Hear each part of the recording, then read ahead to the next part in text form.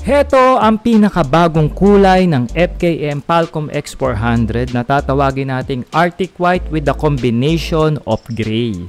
Ito ang pinaka-affordable na highway legal 400cc na mabibili nyo ngayon sa market mga brothers dahil sa presyo niya lang na 208,000 pesos at meron ka ng 2-cylinder parallel engine.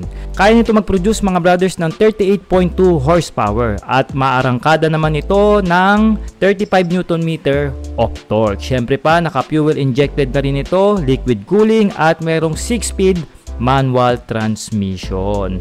Pinaiilaw na rin ito ng LED pagdating sa kanyang lighting system na magmula sa headlight, turn signal lights, daytime running lights at taillight. At syempre pa meron na rin itong built-in camera dito sa harapan to added more safety.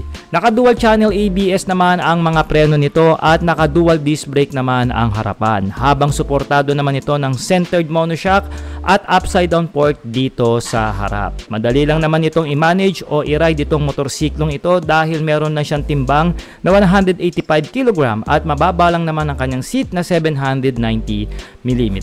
Meron itong fuel tank capacity na 15 liters mga brothers at ayon nga sa ating test ride, kaya nitong kumonsumo ng 23.5 kilometers per liter.